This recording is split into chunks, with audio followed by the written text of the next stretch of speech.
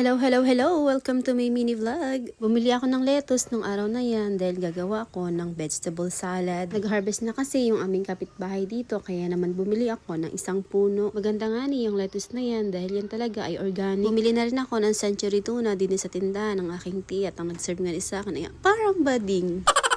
Tapos nagbenta nga ni kami dyan ng mga scrap at naglinis na rin ng harapan ni ring aming bahay at nakabenta nga ni si tiyo mo ng 100 plus.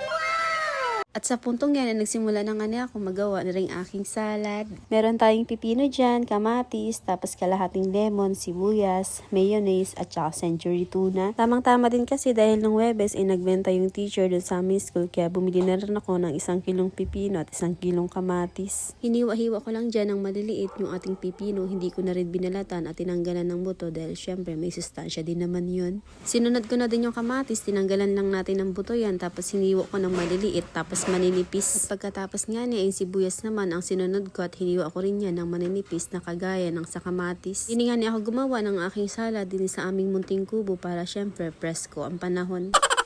At sinunod ko na rin yung ating pipino, hinimay-himay ko lang yan para naman syempre may sure din.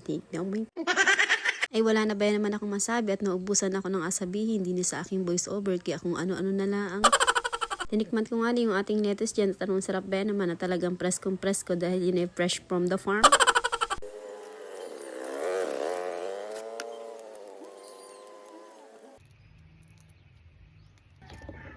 At yan, pagkahimay ko nga ninyo, hinugasan ko lang ulit yan dito sa ating gripo.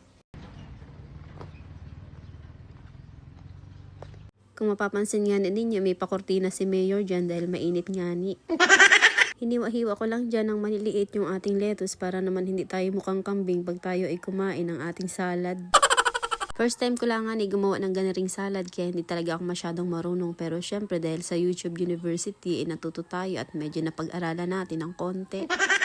Oy, aminin nyo, nanonood din kayo dun pag hindi nyo alam ang menu. At sa puntong yan ay nagagawa na ako ng ating mixture. Sinalin ko lang yung ating mga gulay dun sa ating rice cooker dahil hindi nga kasya din sa aking baunan. Sinala ko na din yung ating century tuna. Naglagay lang din ako ng konting suka dyan, pamintang durog, asin, tapos asukal. At ayan, minekos-mekos na nga ni Insan, tapos nilagay ko na rin yung ating sinala na century tuna. Hinalo-halo ko lang ulit din yan, tapos nagpisik tayo ng konting lemon. Tapos na nga niyang ating mixture at sinalin ko na yan dito sa ating gulay at hinalo-halo ko lang yan. Una nga ni akala ko'y akulangan yung ating mixture pero nung hinalo ko naman na at na-cover na yung ating mga gulay ay sakto din lang naman pala.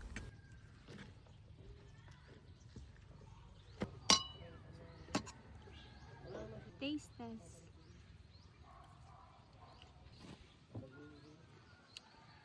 Nag-taste test nga ni si Inday dyan at hala mo naman talaga igulpin sarap. Pero hoy, masarap din naman ha, pwede nang bagtyagaan. Alin ko lang ulit yan dito sa ating baunan at syempre naref ko na lang muna yan at tong hapon nga ni inilagtakan namin yan ni aking jowa. At yun na lang naman muna ang aking chika sa ngayon. Sa sunod na lang ulit. Bye!